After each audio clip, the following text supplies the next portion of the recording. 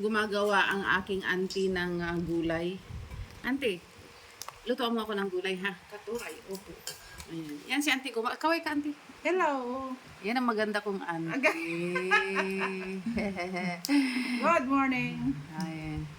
Good, hi vlog.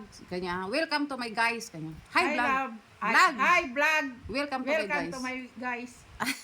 Thank you. Vlogger na rin ang ate ko ngayon. Yung mga inggit, pikit. Sorry. Ninoy, pati may mata ko mo ina ako. Ikin yung may kinanti, anggad, amay kinay, amay nalo ng ngayon. Inuunusan ko na tapan ng unsi niya. Tapos sa amin niya, amay lahat ng dahon ilagay nyo. Tanak mo sa imit, dukway-dukway. Sarap yan eh. Nung Saan ka kulag? nagulay si nanay nga eh. Tapos naubos lahat. Ako lang ang noong nag-ubos. Tapos kaninang umaga, nagre-crib na naman ako ng gulay. Luluko-lukunto doon nanay. Sabi niya, o di nay, maggulay ka kung gano'n. O di, kumuha ka, sabi niya. Mayami ulo. Ano kukunin ko? Kuha daw ako ng mga dahon ng mangga, dahon ng kamatis. Kasi gusto ko nang kumain ng gulay. Tapos hindi ko alam, mayroon na pala siyang nakuha na kangkong. Ngumiti ako, meron akong gulay.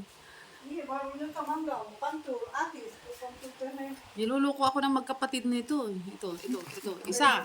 Ito ang salarin numero 1. Yon ang salarin numero 2. Ay, ito yung palang numero 1. At dito ako ang numero 3. Gatas po tayo. Ante, magkape ka. Ano nito may bitanay? Ito, kinuha nila yan. Ito na naman, fresh na fresh. Thank you, Lord. Okay, ngayon gawa tayo nito ng gulay ulit. Pagod ako nagbutor. Nagbutor na nga lang ako. Pagod to. Igawa layan amin, Nay. So, Ayan. wala ba? No, mga kigalingan tabawa sa matitir mo sa atin tapan. Bakit lang. Bakit ka na?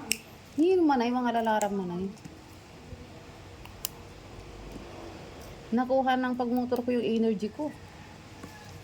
Nagda-down siya. Pero dito sa naanita kayo ati kaso. Anton oras kami daan. Si Mabinang Labi.